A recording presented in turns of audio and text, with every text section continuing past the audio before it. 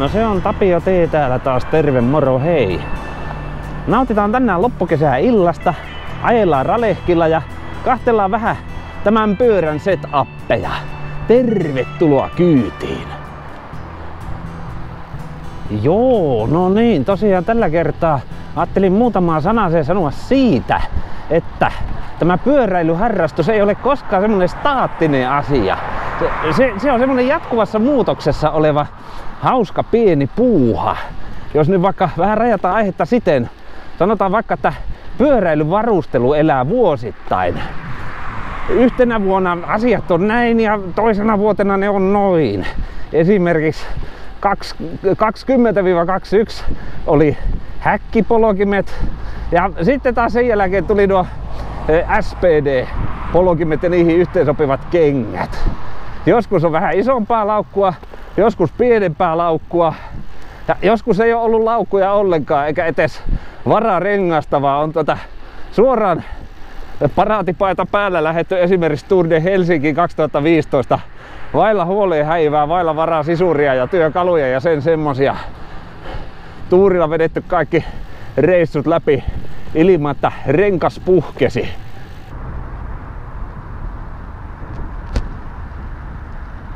Oli tässä itse asiassa vielä tähän pyörän setupiin liittyen yksi semmonen pieni tarina noista juomapullokiinnikkeistä, jonka haluan sinulle tällä lenkillä jakaa. Viritelmähän siis näyttää nykyään tältä. Niin, siis näiden juomapullokiinnikkeiden tarina oikeastaan alkaa siitä, että menneinä vuosina joskus 18-19 mulla oli nippusitteillä kiinnitettynä tuohon pystyputkeen semmonen jostakin jämätavarana saatu juomapulloteline, jossa oli siis luonnollisesti toinen noista juomapulloista. Totta kai sitä vartenhan teline on. Mutta sitten se oli vähän semmonen huono viritelmä. Milloin se pullo tai pullon teline häiritsi etuvaihtajaa tai meni aivan vinnoon se teline, kun yritti sitä pulloa irrottaa, tai milloin mennäisi irrota koko teline paikaltaan. Se oli yksi semmonen murheenkryyni, vaikka siinä nyt näennäisesti tietysti pulloa sai kuljetettua ja pullossa kuljetettu neste piti minut hyvävointisena esimerkiksi Helsinki 400-sella, jolla muistan, että tuo viritelmä on ollut käytössä aikoinansa. No sitten tähän tarinaan astui tärkeäksi osaksi tuo sosiaalimedia isolla S:llä, kun mä näitä YouTube-videoita teen, niin eräs mukava videokatselija, joka hallitsee 3D-printtauksen ja siihen tarvittavat suunnittelutyöt, niin oli katsonut, että voi hyvä mies, että tuommoiset nippusidekiinnikkeet, että eihän se homman noin pidä mennä. Hän oli vissi aikansa suunnitellut, piirrellyt, mitä liet tehnyt. Hän kun sen 3D-homman tuntee, niin oli pistänyt päiväksi tulostimen tekemään tulostimen hommia annettujen piirustusten ja ohjeiden mukaisesti. No sitten kaveri otti minun sosiaalimedian kautta yhteyden ja sanoi, että kuule, mulla olisi sulle pullon kiinnikkeet. Tuu hakemaan, nehän puksuu sellillä. Mä sanoin, että no oota puoli tuntia, mä oon puolen tunnin päästä siellä.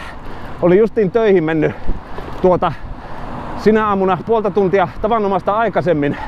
Ja juuri saman aikaan tämä 3D-mies sattui olemaan Helsingissä työreissulla ja kävi minulle Shellille tuomassa nämä kiinnikkeet ja kahvikki tarjosi vielä. Se oli hieno kohtaaminen. Vilkastaa vähän tätä pyörää, että miltä nämä muutokset näyttää käytännössä. Eli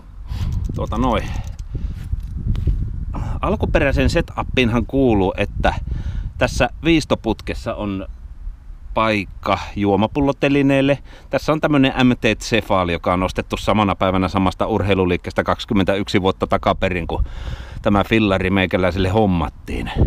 Ja jossakin tässä kohtaa on ollut nippusitteillä juomapulloteline kiinni. Siellä pystyy näkemään vielä jälkiä, että sinne on juomapulloteline hinkannut tommoista vintagea ja ajan hammasta tähän putkeen, mikä mua ei sinänsä haittaa, koska tämä ei ole mikään semmonen museoentisöity kapine.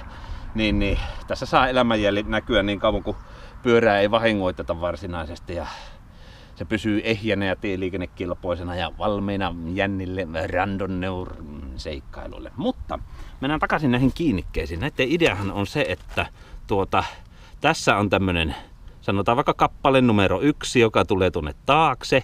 Ja sitten on tämmönen kappale numero 2, joka tulee tähän eteen.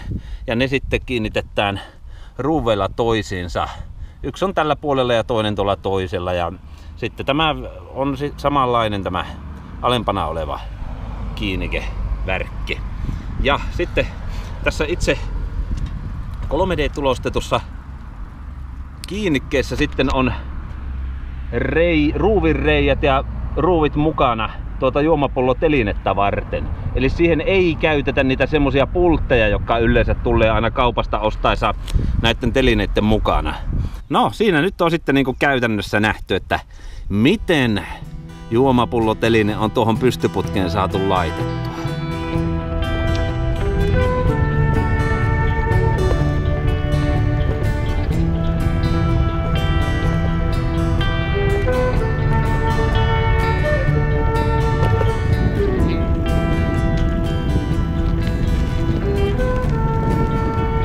No pullokiinnikeadapterithan minä sain jo silloin joskus huhtikuussa. No silloin oli justiin tämä aktiivinen ajosesonki Ralekilla edessä. Ja oli suunniteltu brevettiä ja pirkanpyöräilyyn osallistumista ja kaikenlaista iltalenkkeilyä ja sellaista ja tuomosta. Ja mä ajattelin, että mä en siinä vaiheessa rupea noita vielä ruuvailemaan kiinni, koska joku sanoi semmoisen elämänviisauden, että jos on tullaisia jotain isoja ajoja, niin sitä ennen ei kannattaisi tehdä pyörään mitään semmoisia merkittäviä muutoksia. Niin mä ajattelin, että no, mennään sillä sitten tämän juomahuollon ja laukkuviritelmien kanssa aluksi samalla lailla, niin kuin on menty 2-3 edellistäkin vuotta. Ja nyt sitten tämän kesän hienoja ajoja tällä Ralekilla on jo takana. Kesä lähenee loppuaan, syksyn merkit lähestyy. Lehdet tippuu pikkuhiljaa puista, aurinko ei lämmitä ihan niin paljon ennen kuin juhannuksen aikaan, mitä näitä nyt on. No ajattelin kuitenkin, että nyt aika on kypsä siihen, että kiinnitetään nämä adapterit pyörään ja ruvetaan vähän muutenkin miettimään, että minkälaista setupia tähän pyörään esimerkiksi kuljetuskaluston osalta voisi miettiä tulevia aikoja varten. Pysähyttää hei johonkin ja katsellaan taas vähän tätä pyörää ja mä sitten voisin tästä aiheesta sanoa pari sanaa lisää. No sitten kun katsotaan pyörää, niin ensinnäkin mulla on ollut vähän semmonen tapa nyt Ralekin ja Genesiksen kanssa, että mulla on ollut tuo satula hippasen verran ehkä liian korkealla. Ja tietysti silloin jalka on ojentunut hyvin suoraksi, mistä minä olen henkilökohtaisesti pitänyt. Ja se on mun henkilökohtainen mieltymys ja siitä on varmasti tieteellistä näyttöä, että pitäisi vissiin polveen jäädä pieni kulma, kun polkaisee jalan ääriasentoon. Niistä minä en ole niin ekspertti, mutta sitten mä mietin, että no hyvänen aika. Siinähän tulee kuitenkin alaselkään semmoista pientä kumaruutta, kun tämä penkki on ollut liian korkealla. Ja esimerkiksi viimeisimmän seikkailu 136 jälkeen, kun tuolla Pukkilassa kävin, niin kyllä mulla oli alaselkä kipiänä.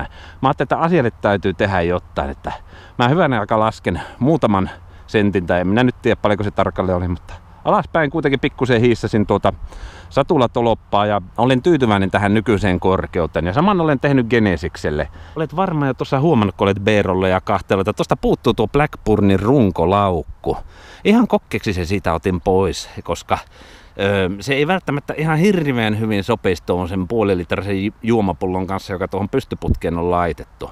Mä oon vähän miettinyt, että mä en ainakaan tarvi sitä mehutetrojen kuskaamiseen, koska Blackburnin runkolaukkuun menee 3 mehutettaraa hyvin kevyesti, mutta sitten melkein sama nestemäärä menee nyt tuohon pulloon. Eli tavallaan yhden asian pystyy korvaamaan toisella.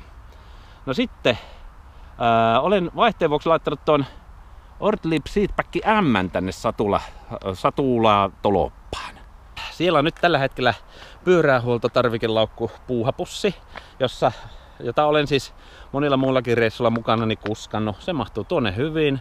Jos tuonne pitäisi saada mahtuu vielä vaikka Gore-Texin takki, vaihtopöksyt, kuiva paita, sadetakki, sadehousut ja jotakin muuta pientä mukavaa varavirtalähdettä tai sen semmoista. Ne menis sinne ihan hyvin. Ja sitten sanotaan, että nyt kun mulla ei tarvi olla yhtä juomapulloa tuolla selkätaskussa, kun se nyt on täällä pystyputkessa, kiitos noiden kiinnikkeiden, niin selkätaskuhinki jää tilaa. Ja nämä setupit on voimassa siihen asti, että mä taas saan päähäni ruveta niitä muokkailemaan. Niin kuin tuli todettua, niin tämä on semmoista dynaamista muutosta niin kuin ihmisen elo- ja vuoden kierto. Että se mitä tänään sanon ei välttämättä näiden asioiden osalta enää huomenna ole faktaa.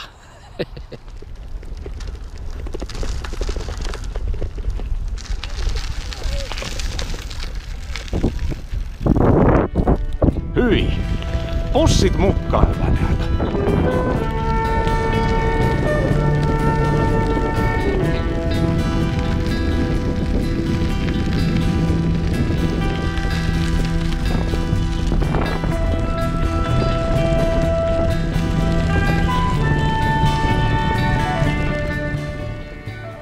Tämä on jotenkin semmonen paikka tässä Tuomarinkylän peltojen laitamilla metsän reunassa. Sama milloin tässä kesäaikana käy auringonlaskun lähestyessä. On sitten juhannus tai loppukesä. Tässä paikassa on jotakin tämmöstä taianomaisuutta. Auringon valo tuolta siivilöityy oksistojen seasta juuri sillä tavalla, että tämä saattaa olla semmonen ralekkihetki, josta haluaa silloin nähdä unta, kun on kylmä ja pimiä ja loska lentää.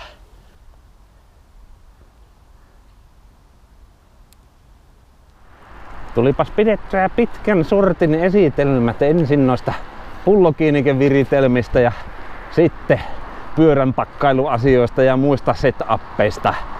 Kyllä se noista pohdinnoista jäi itselle päällimmäisenä fiiliksenä mieleen, että voisi yrittää vähän kevennellä sitä lastia, mitä breveteillä ja muilla tällä pyörällä toteutetuilla reissuilla mukanansa kantaa.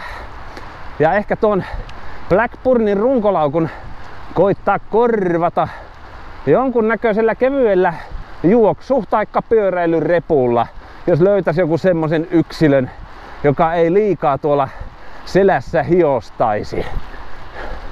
Saa nähdä.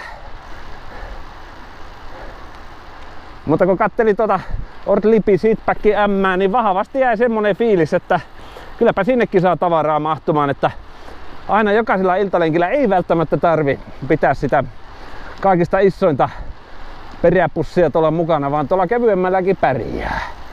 Ja sitten kun ei ole niin hulluna tavaraa pyörässä kiinni, niin voi vähän reippaammilla ja liukkaammilla vauhdeilla iltalenkkinsä toteuttaa.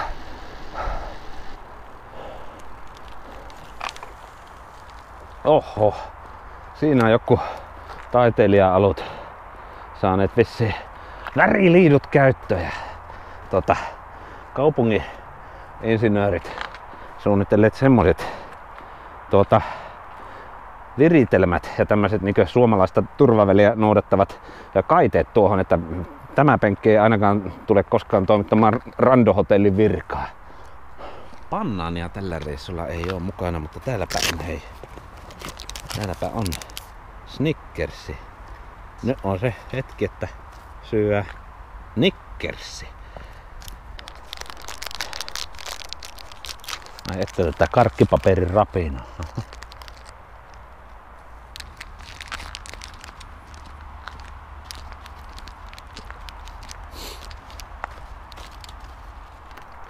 Toivon, että on ollut lystiä tätä videota kahtellessa.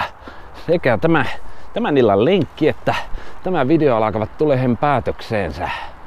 Erityisen lämpimät kiitokset lähtee myös kaverille, joka ensinnäkin suunnitteli nuo pullokiinnikkeet ja sitten 3D-tulostuksen vielä siihen päälle hoiti ja minulle tänne Pukimäen sellille ne toimitti ja kahvit tarjosi. Ja jos on mielessä vielä jotain kysyttävää ja kerrottavaa ja kommentoitavaa ja muita ajatuksia, niin sitten tietysti voidaan aina jatkaa tämän videon jälkeen tarinatuokiota tuolla kommenttipalstan puolella. Hyvä ystäväni, kiitän sinua tämän videon kahtelusta. Toivotan iloa ja rauhaa sinun päivääsi. Takkuu varmasti nähdään taas seuraavalla kerralla jossakin joskus. Kiitos kun olit mukana. Heippa!